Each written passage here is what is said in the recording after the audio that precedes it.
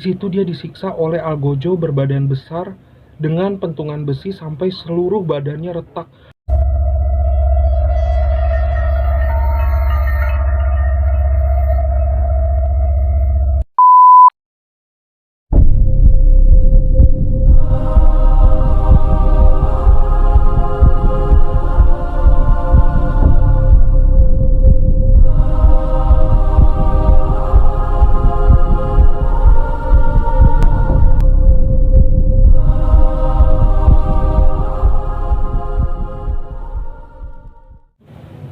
Hai, balik lagi di konten Mr. Gaib Channel. Nah, untuk di konten kali ini gue bakal menceritakan dan membahas tentang pengalaman ataupun kesaksian beberapa orang yang pernah mengalami mati suri.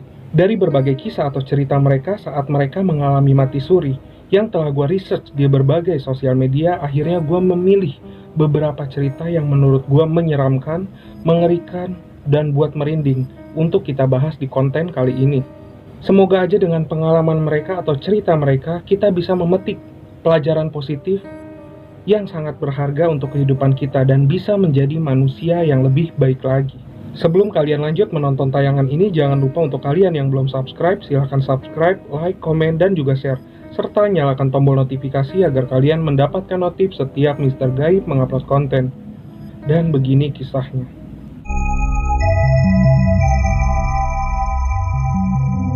Cerita pertama ini berasal dari seseorang yang bisa kita sebut saja dengan nama Lina. Lina ini adalah seorang mahasiswi. Ia tinggal di Riau.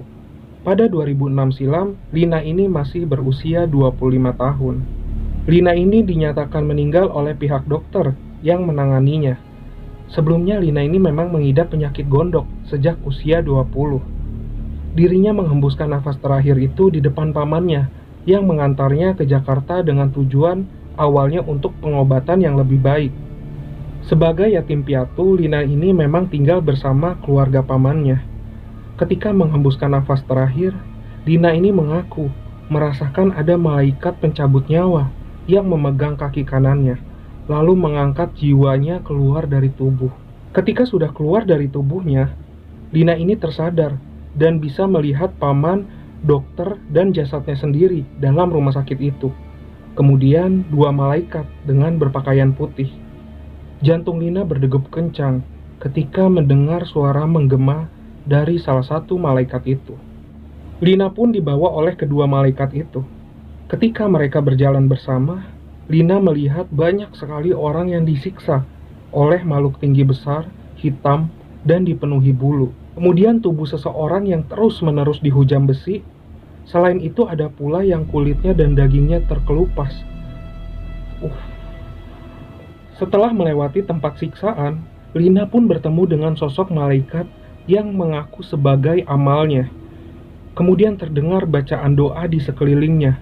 Kemudian Lina pun dituntun untuk berjalan ke cahaya dan kembali kepada tubuhnya. Itu baru cerita pertama. Gue gak bisa bayangin kalau misalkan gue ngelihat dengan mata kepala gue sendiri orang disiksa sebegitu kejamnya sampai kulitnya terkelupas. Kita langsung lanjut aja cerita yang selanjutnya. Cerita selanjutnya ini dari seseorang yang kita sebut saja dengan nama Gun. Ketika masih kecil, Gun ini dikenal sebagai anak yang sering sakit-sakitan di kampungnya. Pada suatu sore, Gun ini merasakan tubuhnya tak sakit lagi dan kembali bersemangat. Kemudian Gun pun mengajak kakak dan beberapa temannya di kampung untuk bermain di tepi desa dekat dengan sebuah aliran sungai. Namun Gun ini merasa ada yang aneh ketika dia sampai di perbatasan kampungnya itu. Ia melihat sekelilingnya seperti dia tidak mengenali kondisi desanya yang sangat sunyi dan dipenuhi kabut. Kakak dan teman-temannya pun hanya berdiri diam dengan wajah pucat. Ternyata di dunia nyata Gun ini sudah tak bangun hampir 12 jam. Saat itu dokter pun yang ada di desa sudah menyerah dengan kondisinya. Gun sendiri akhirnya menyadari ada yang aneh. Tiba-tiba salah satu temannya mengajak untuk meneruskan permainan, tapi dia menolak. Mendengar hal tersebut, kakak dan teman-temannya hanya menatapnya dengan tatapan kosong. Gun sendiri sudah ketakutan Dengan raut wajah pucat dan tatapan kosong orang-orang yang dia kira dia kenal. Dia pun akhirnya menolak terus-terusan, hingga kakaknya membawa Gun ini pulang ke rumahnya. Setelah tepat di depan rumah, Gun tidak melihat kakaknya, tapi hanya mendengar suara tawa yang pelan-pelan menghilang. Kemudian tatapannya gelap, dan dia terbangun dengan posisi badannya yang sudah siap dimandikan sebagai mayat. Jadi ini cerita tuh benar-benar detail gitu, sampai kayak dia tuh kegiatannya ngapain aja pada saat dia mati suri itu. Dia jalan dengan kakaknya, terus sama teman-temannya yang walaupun mereka semua tuh pucat gitu. Nggak bisa bayangin gua. Menurut kalian gimana cerita yang barusan? Yang kedua bisa kalian tulis di kolom komentar. Cerita selanjutnya ini berasal dari pengalaman seorang artis Indonesia, atau bisa dibilang komedian Indonesia yang kita nggak perlu sebut siapa namanya, bisa kita sebut aja si Abang. Jadi untuk memudahkan gue bercerita ke kalian pengalaman si Abang ini. Jadi si Abang ini pernah mengalami mati suri. Dirinya pun mengaku hal tersebut terjadi akibat kesalahannya sendiri. Abang yang jalan-jalan ke Parangtritis, Yogyakarta, tidak mengindahkan peringatan untuk tidak boleh buang air kecil sembarangan. Si Abang ini menganggap remeh akibat yang diperingatkan oleh temannya. Keesokan harinya dirinya tiba-tiba meninggal selama 3 hari. Abang bercerita bahwa dirinya seperti tiba-tiba lepas dari raganya. Selama mati suri, ia seperti kembali ke keraton Yogyakarta dan Parangtritis. Namun, hal lain yang terjadi adalah dia bertemu dengan seorang wanita berpakaian seperti ratu. Dirinya pun diperingati untuk tidak melakukan hal tersebut lagi. Kalau melakukan lagi, dia tidak akan bisa kembali ke dunia nyata. Setelah itu si Abang ini seperti ditarik oleh magnet besar dan kembali ke tubuhnya. Saat kembali, si Abang ini seperti kesurupan karena langsung melukis sosok-sosok misteri yang ditemuinya. Ya mungkin ceritanya singkat, tapi kita bisa memetik pelajaran yang bisa kita ambil di kehidupan kita sehari-hari gitu. Contohnya, kayak kita nggak boleh sembarangan ketika kita mengunjungi suatu tempat yang baru ataupun asing buat kita. Kita nggak boleh asal-asalan, sembarangan, atau ya harus taat dengan peraturan yang ada di tempat tersebut gitu. Karena kita nggak tahu itu tempat cerita latar belakangnya seperti apa, terus apa aja yang dilarang. Sebisa mungkin kita bertanya ke penduduk di situ, apa saja yang diperbolehkan dan apa saja yang tidak boleh. Oke, kita langsung lanjut lagi ke cerita selanjutnya.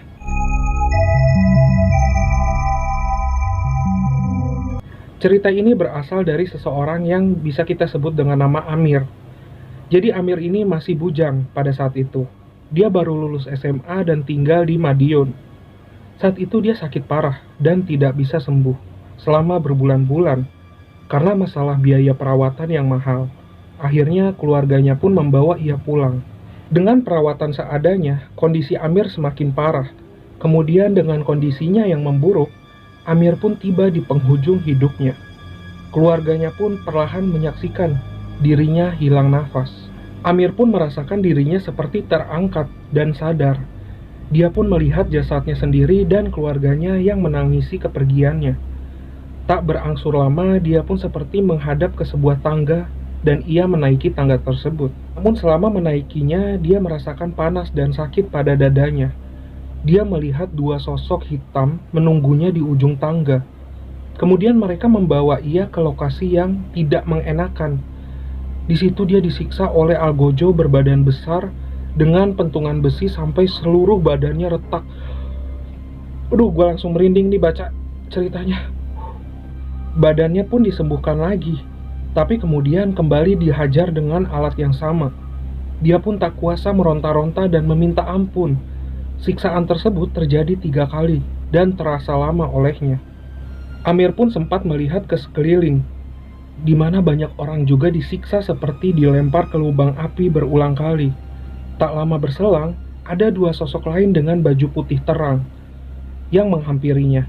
Dia pun diajak untuk ke sebuah puncak bukit dengan suasana yang lebih rindang, nyaman, dan hawa yang sejuk. Benar-benar berbeda dengan sebelumnya. Kemudian seperti ada orang yang memanggilnya. dan cahaya yang sangat terang membuat dia menutup mata. Setelah itu saat membuka matanya lagi, dia sudah sadar dan ada di kamarnya dengan kondisi yang sehat. Aduh, gue baru bawain beberapa cerita, gue udah merinding banget. Semoga kalian merasakan gitu apa yang gue rasain gitu, merinding. Menurut kalian gimana cerita-cerita yang barusan? Silahkan tulis di kolom komentar. Nah, kita lanjut lagi ke cerita selanjutnya.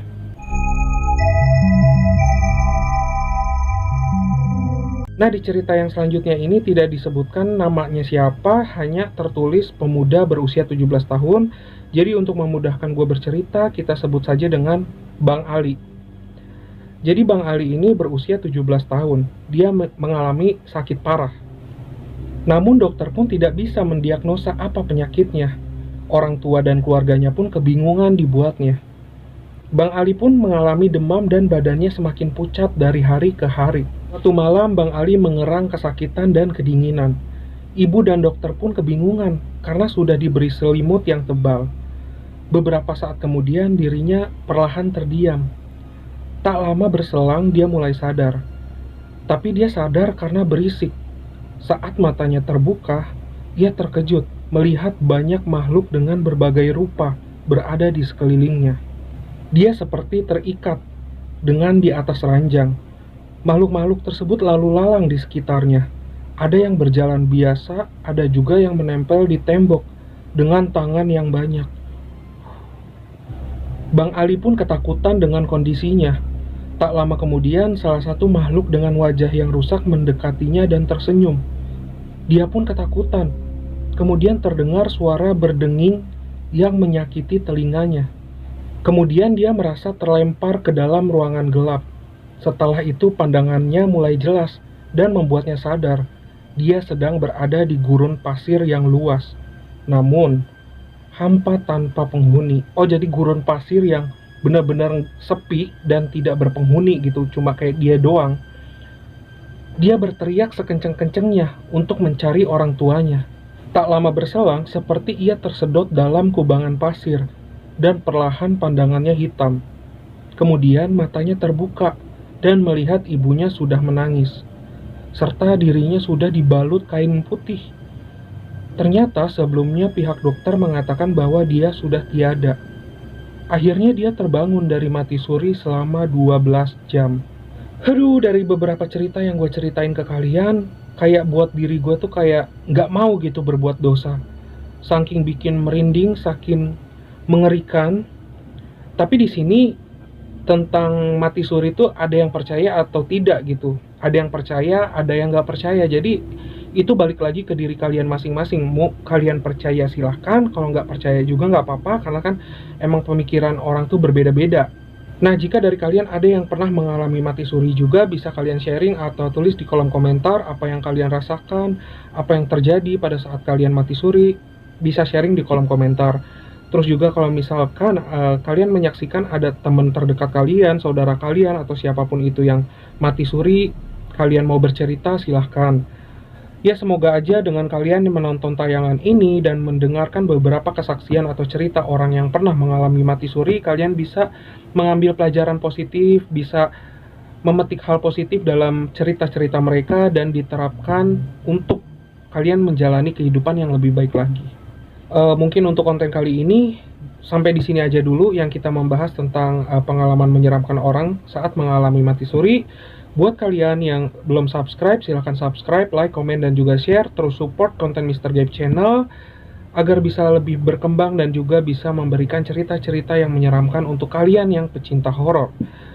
Sampai ketemu lagi di konten-konten Mr. Gaib berikutnya.